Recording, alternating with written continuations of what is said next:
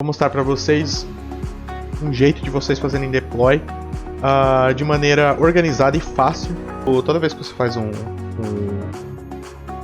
você vai subir, né? Fiz um push para lá, então o hash do commit mais alto, né? Do commit mais recente, você consegue pegar esse hash aqui.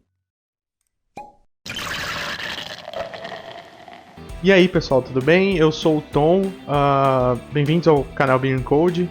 E hoje a gente vai fazer uma coisa bem bacana, que é automatizar o deploy de uma aplicação JavaScript usando apenas GitHub Actions. Então vou mostrar para vocês um jeito de vocês fazerem deploy de maneira organizada e fácil, e que vocês não precisem mais ficar entrando no servidor para poder fazer as coisas. Vocês vão fazer tudo de forma automatizada e deixar que o GitHub tenha esse trabalho para vocês.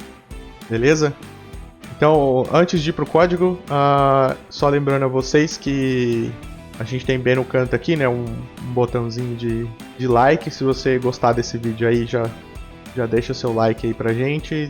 Se você quiser se inscrever também no canal, vai ajudar a gente pra caramba. Bora pro código. Então, pessoal, pra gente conseguir fazer esse deploy, o que eu fiz aqui é criar um projeto React básico, tipo, bem básico mesmo, é só o que já vem nele, tanto é que ele já está rodando aqui.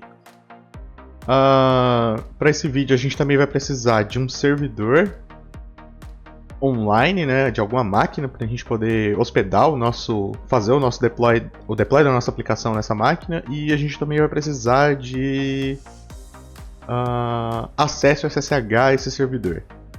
Então assim, eu já deixei preparado aqui uma máquina para a gente. Essa máquina é um droplet na DigitalOcean, que seria uma espécie de VPS ou servidor dedicado.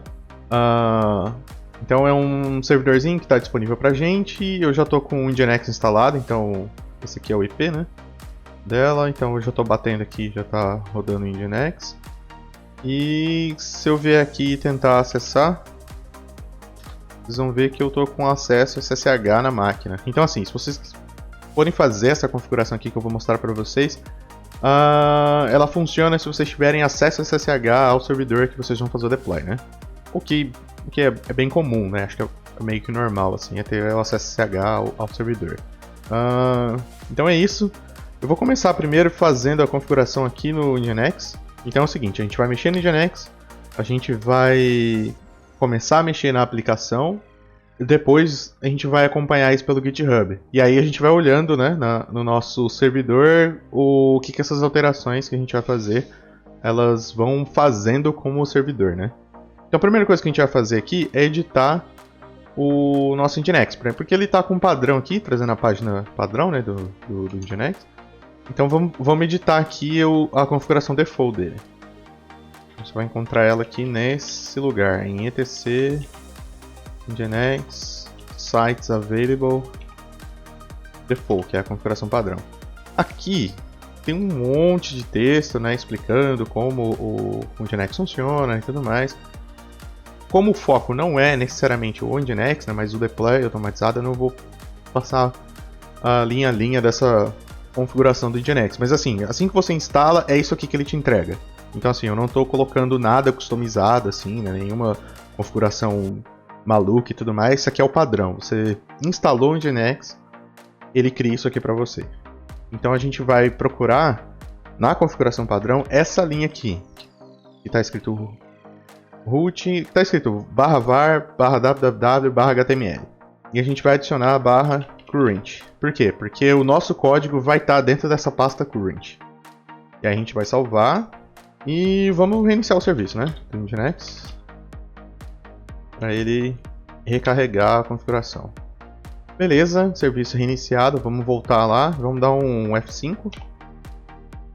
E agora ele deu not found, 404, né? Por quê? Porque parece bem óbvio, né? Vamos dar um ls aqui, vamos ver o que tem dentro de var www html. Só tem o nosso index.html, né? Que é do próprio Nginx, né? Ou seja, a gente não existe uma pasta current, muito menos arquivo index.html dentro dessa pasta current. É por isso que está dando 404. Então qual que vai ser a nossa missão aqui? Nossa missão é sem usar... Sem ter que, por exemplo, direto no servidor, clonar o projeto, baixar o projeto e instalar o Node e buildar, né, rodar o npm run build, né, criar, né, o nosso build, criar nosso arquivo compilado e tudo mais.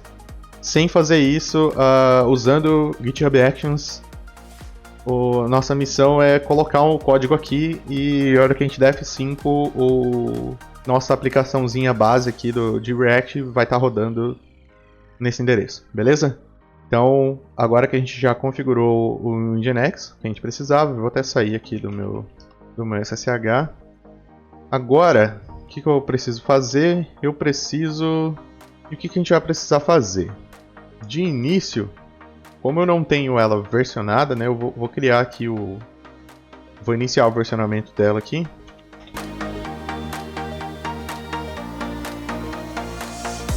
Eu vou, na verdade, versionar esse projeto aqui.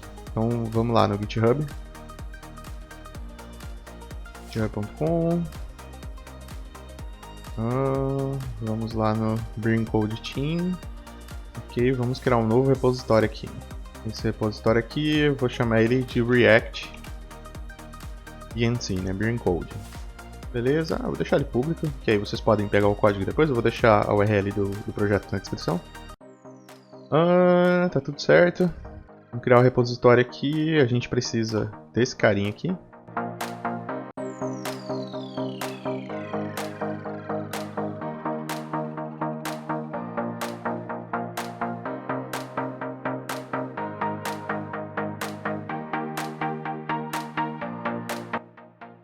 Ok, agora a gente já versionou o nosso projeto e subiu ele no GitHub. Então, se a gente der um F5 aqui na página, a gente vai ver que nosso projeto está aqui. Beleza, agora que nosso projeto está aqui, o que a gente vai fazer? A gente vai agora criar o nosso workflow. O que é um workflow, né? Acho que eu preciso falar um pouco disso, né?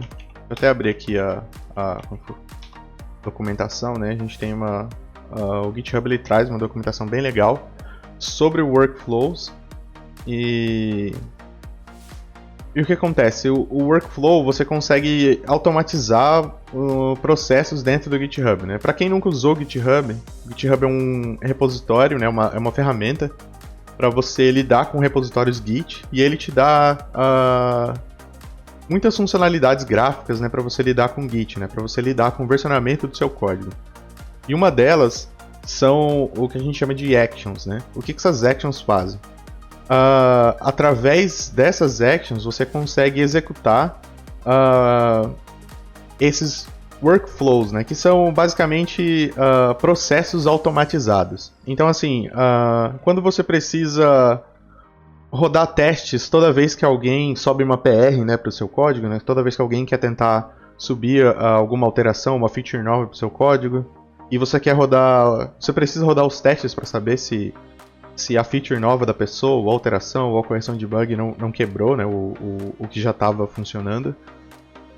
Quando você precisa rodar linter, né, para corrigir, para deixar o seu código no padrão que a sua equipe tá usando, e em vez de toda vez ficar rodando linter na máquina e subindo, você pode rodar o linter via essas actions, né, via esses workflows. Você pode criar um processo em que toda vez que alguém faz uma PR para você no seu projeto, ele vai executar alguns jobs, e esses jobs eles podem ser, por exemplo, um job para rodar o linter, outro job para rodar os testes. Então, e aí, por exemplo, outro job para fazer o deploy, que é o que a gente vai fazer hoje. Então, a ideia dos workflows é tentar automatizar algumas atividades que você teria que fazer na mão, mesmo no GitHub. E o GitHub te traz essa ferramenta para você conseguir codificar esse processo e deixar que o GitHub tome conta dele, que é muito bacana. Então, o processo que a gente vai tentar automatizar hoje é o deploy, ou seja, a gente sobe o projeto para o GitHub e tudo mais, mas quando precisa mandar esse projeto para produção, para o servidor, a gente tem que entrar lá no servidor, dar um git pull, qualquer coisa, rodar a build, compilar as coisas e tudo mais. Então, é um trabalho mecânico, é um trabalho que não exige criatividade, por assim dizer, né? Porque são sempre os mesmos passos, são sempre os mesmos comandos. Então a ideia de automatizar esse processo é muito bem-vinda justamente por isso. Então é por isso que a gente vai estar usando essa ferramenta, né? Esse recurso, né? Porque é um recurso disponível pra gente e a gente pode usar de graça. Claro que, como sempre, com limitação, mas o limite é muito bom. Mesmo o limite free, ele é muito bom. Então dá pra gente usar muito bem. Então a gente vai começar a fazer o seguinte: a gente vai escrever o nosso workflow. Ou seja, o que a gente vai fazer? A gente vai criar um arquivo específico para o GitHub, dizendo para o GitHub quais são todos os passos que o GitHub tem que fazer para ele fazer o deploy da nossa aplicação. Tipo, é como se a gente estivesse conversando com alguém, conversando com um dev, explicando para esse cara novo que está entrando na empresa como é que faz o deploy. Então você vai explicar para ele: olha, você precisa fazer isso primeiro, depois isso, e assim, quando você chegar nesse ponto aqui, aí está pronto o seu deploy. Então é mais ou menos assim que a gente vai fazer, só que conversando com o GitHub. Então a primeira coisa que a gente precisa fazer é criar um arquivo chamado deploy. Vamos criar um arquivo deploy, só que esse arquivo ele precisa estar dentro de uma pasta específica. O GitHub ele sempre vai procurar nos repositórios dele essa pasta aqui, .github. Porque é a pasta onde fica, pro GitHub ele assume que dentro dessa pasta estão os arquivos de configuração do seu repositório. Então como a gente quer configurar um workflow, a gente quer automatizar um processo, então a gente vai colocar dentro de uma pasta chamada Workflows. E aí aqui dentro a gente coloca o nosso deploy. Deploy.yaml, é um arquivo YAML que a gente usa. Beleza, criamos o nosso arquivo. E agora a gente precisa dizer para o GitHub o que a gente está fazendo, né? Primeiro vamos dar um nome, né? Eu vou colocar aqui deploy. Beleza, a gente está fazendo deploy para produção. Aqui é interessante, você vai colocar o nome, né, do seu repositório, do seu repositório não, do seu processo, né? E depois você vai precisar especificar em que momento esse processo vai ser executado. Por quê? Porque o GitHub, nesses workflows, né, nesses fluxos de processo, ele trabalha com eventos. Então assim, ele é sempre baseado em eventos. Então, que evento precisa acontecer para que meu processo seja executado? Que evento precisa acontecer para eu rodar um deploy? Eu rodo deploy sempre que eu atualizo minha branch principal. Eu rodo deploy toda vez que alguém aceita uma PR. Eu rodo esse outro processo aqui de testes toda vez que alguém sobe uma PR, toda vez que alguém abre uma PR. Então assim, eu rodo esse processo aqui quando aquele outro processo termina de ser executado. Então o que acontece é que o GitHub ele trabalha todo baseado em eventos e a gente precisa definir esses eventos para ele saber quando ele executa e quando ele não executa alguma coisa. Então o que a gente está dizendo é o seguinte: quer dizer assim, a gente está falando em que momento ele vai fazer isso, então a gente vai falar que é quando houver um push, e um push na onde? Um push na branch main, que é a nossa branch aqui, né? Deixa eu ver aqui como é que tá. É a main. Então, quando eu tiver um push na branch main, beleza, aí ele vai rodar o nosso processo. Enquanto eu não fizer um push na branch main, ele não vai executar o que a gente vai escrever nesse arquivo, beleza? É assim que funciona. Mas e se eu quisesse pull request? Então, em vez de ser on push, eu colocaria on pull request, entendeu? E aí eu posso definir o request para quem, ou seja, quem vai ser a branch target, né, do meu pull request. Quando eu fizer pull request para main, para minha branch principal, quando eu fizer o pull request para develop, né, para minha branch de desenvolvimento, quando eu fizer qualquer pull request, aí eu não preciso definir uma branch. Então assim, você consegue ser bem específico sobre esses momentos em que você vai ou não executar determinado processo. E o GitHub entende isso. Então no nosso caso aqui, vai ser toda vez que a gente subir um push para branch main. Por que é legal o push para branch main? Porque toda vez que você aceita uma PR, é feito um push para branch main também. Então, esse caso aqui ele contempla tanto se a gente der um push direto da nossa máquina para branch main, quanto se a gente abrir uma PR e aceitar essa PR. Então isso é bacana. Beleza, a gente já definiu aqui que o nome do nosso workflow, do nosso fluxo se chama deploy em produção, né? Deploy to production. Já definimos que ele vai rodar toda vez que eu fizer um push para branch main. E agora a gente precisa rodar quais são os jobs, né, que vão rodar, né? Quais são as atividades que a gente vai fazer nesse momento, né, nesse processo. Então aqui a gente precisa dizer, né, que a gente vai rodar jobs. Aqui a gente pode começar dizendo quais são os jobs, né? Então o primeiro job que a gente precisa fazer é o job de build. Por quê? Porque é o job que vai criar o código que vai para a produção, né? Porque a gente não vai hospedar esse source aqui, esse código aqui. O que a gente vai fazer é hospedar o código compilado já da aplicação, né? Então build, eu vou dizer aqui que ele runzão, ele vai rodar, ele vai criar um container, ele vai rodar em algum lugar. Então eu quero que ele rode no Ubuntu. Eu posso dar um nome para esse job. Se eu não passar nenhum nome, ele vai assumir o nome que eu dei aqui. Mas eu posso passar um nome mais contextual. Esse nome aqui eu vou dizer assim, que eu estou buildando meu artefato. Vocês já vão entender o que é o artefato. Beleza, então agora eu posso rodar os steps. Quais são os steps? Os steps são o seguinte: quais são os passos que precisam ser executados para essa minha atividade? Quais são as tarefas que essa minha atividade tem? Então a gente tem aqui. O que acontece? Toda atividade ela precisa ter uma propriedade chamada uses ou uma propriedade chamada name. A propriedade chamada uses, ela define pra gente que action a gente vai usar. E o que são essas actions? Essas actions é como se fosse serviços pré-programados. E pra gente usar esses serviços eu tenho que chamar eles, né? Então eu vou mostrar aqui pra vocês como funciona um. Então eu vou dizer o seguinte, actions barra, deixa eu até dar uma olhada aqui, tá? Tá, checkout p2. O que eu tô dizendo? Eu tô dizendo assim, olha, eu quero usar esse serviço aqui, actions.checkout p2. Eu quero usar esse serviço, eu vou dar um nome pra ele, um name. E o name vai ser instalando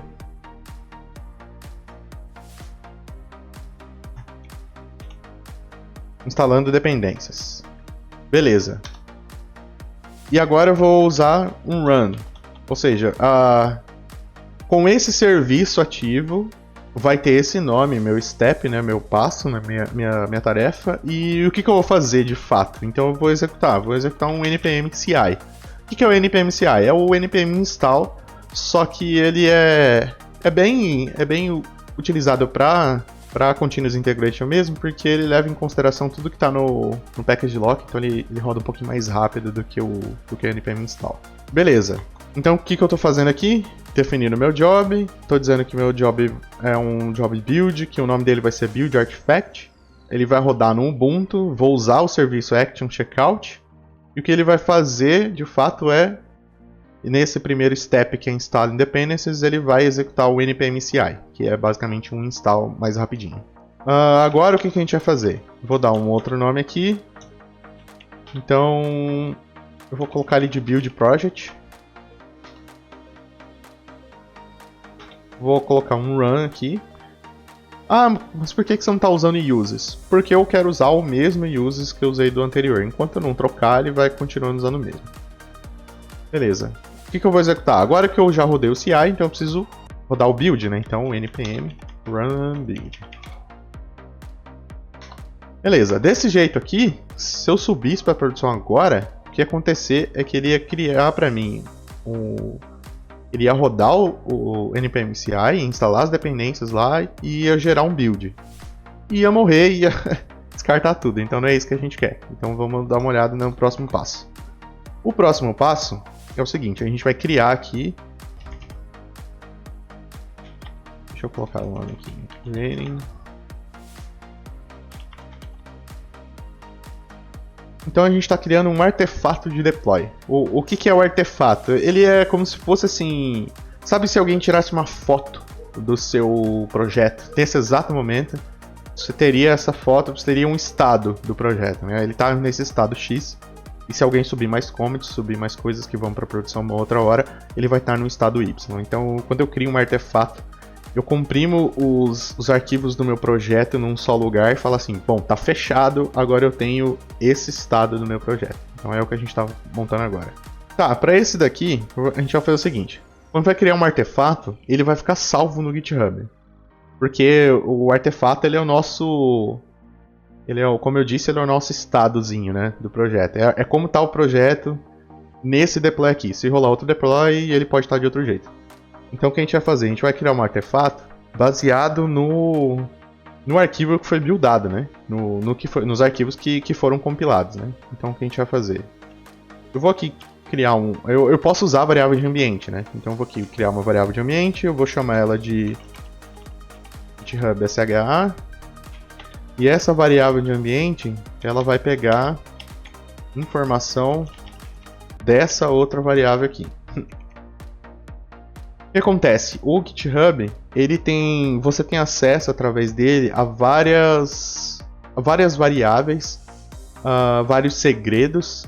A gente vai trabalhar com segredos daqui a pouco. Então você tem acesso a essas informações que elas estão disponíveis para você toda vez que você roda alguns desses processos. Então você sempre tem essas informações disponíveis. Como por exemplo essa aqui, que é o github.sh. O que é essa informação? Essa informação aqui é o hash do commit que fez o push. Então assim, toda vez que você faz você vai subir, né? Fiz um push para lá, então o hash do commit mais alto, né? Do commit mais recente, você consegue pegar esse hash aqui.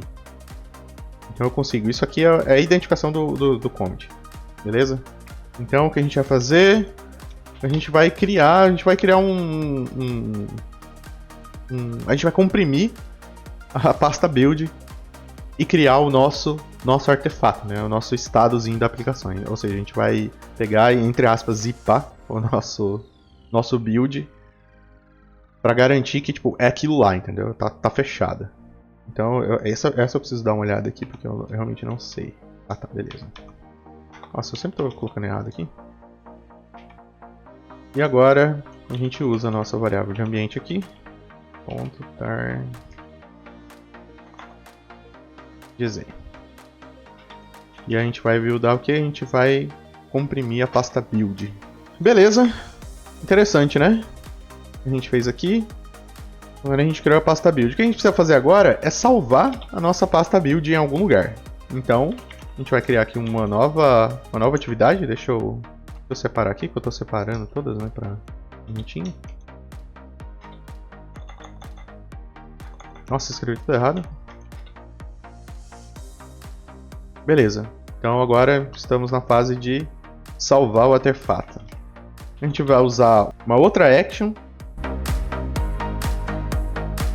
que chama upload artifact. E essa action, como o próprio nome já diz, o papel dela é fazer o upload de um artefato que a gente quer. Então, no nosso caso aqui, é o nosso tar.gz, que é nossa pastinha build que foi comprimida aqui na tarefa anterior. Beleza? E aqui,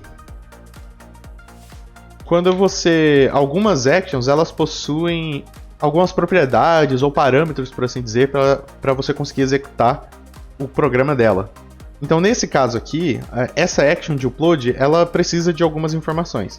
Uma delas é o name, que é o nome, ou na verdade um apelido que você vai dar para esse artefato. Então eu vou chamar aqui de app build. E você precisa de um path, ou seja, ele precisa saber onde é que está o arquivo, né, que ele vai salvar como artefato. Então o que a gente precisa fazer é passar o nome do arquivo. O nome do arquivo, se vocês repararam, né? É o nome na verdade não, é o hash do último commit, né? Então eu posso passar isso aqui .tar.gz. Beleza? Então a gente fez bastante coisa. Vamos subir esse código aqui para o GitHub e ver funcionando, né?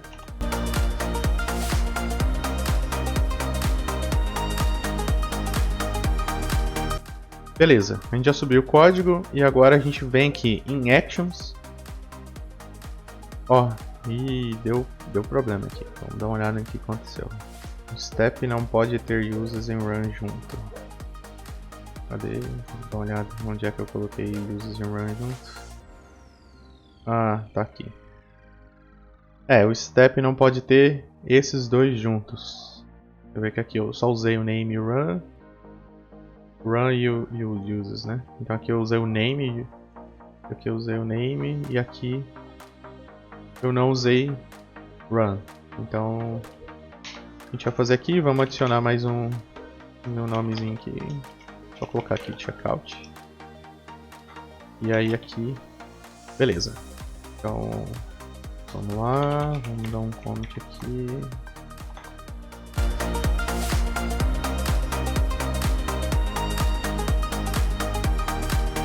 Vamos olhar as actions de novo. Ó, quando tá o X, né, como vocês perceberam, né, quando dá problema, quando tá esse amarelo, laranjado, sei lá, quer dizer que tá sendo executado agora. Então vamos dar uma olhada. Ó que legal, como a gente colocou aqui o nome Build Artifact no name, então é esse nome que aparece aqui pra gente, ó, Build Artifact. E aqui em cima você consegue ver Fixing Build Job, que foi o meu último commit, né? Foi a minha última mensagem de commit. E aqui Deploy to Production, que é o nome que a gente está definindo aqui em cima. E o legal também é que a gente sabe agora como é que funciona, né? Porque quando eu subi, deu um push para main. Então ele reconheceu esse evento aqui, onPush branch main. E aí agora, assim que eu subi a branch main, ele começou a rodar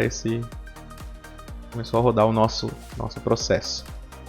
Se a gente clicar aqui no Build Artifact, a gente vai ver os steps que a gente definiu, né? Então, a gente escreveu Checkout, Installing Dependencies, Build Project, Creating Deployment Artifact, Store Artifact. Então, isso é bem bacana, né? Você consegue ter aqui um sumário, né, do que está acontecendo e também, se você quiser um detalhamento de cada job, você consegue ver os steps e até o que está acontecendo dentro dos steps, o que ele está sendo executado aqui dentro. Isso é bem bacana. Mas voltando aqui no sumário, que é a página que a gente vê quando a gente entra em Actions, aí a gente vê qual que é o que está rodando, né, o nosso que está rodando, e a gente tem um sumário do que está acontecendo. Ó, deu tudo certo. Ele até criou o artefato, olha só, a gente tem um artifacts aqui, a gente tem um app build, está aqui o nomezinho dele aqui. Bacana. Aqui eu posso inclusive ver o status sucesso, quanto tempo durou, deu 1 minuto e 5 segundos. E foi gerado um artefato. Eu consigo rodar de novo todos os jobs, nesse caso a gente ainda só tem um. Mas se eu quisesse eu poderia rodar todos, se tivesse falhado eu conseguiria rodar só os que falharam. Essa é uma opção também, é bem bacana. Mas pelo menos a gente sabe que está tudo funcionando, né? Então a gente conseguiu instalar as dependências, a gente conseguiu buildar o projeto, a gente conseguiu criar o nosso arquivo targz do build e a gente conseguiu salvar esse targz dentro do GitHub. Tanto é que vocês conseguem ver ele aqui. Beleza? Fase 1 concluída.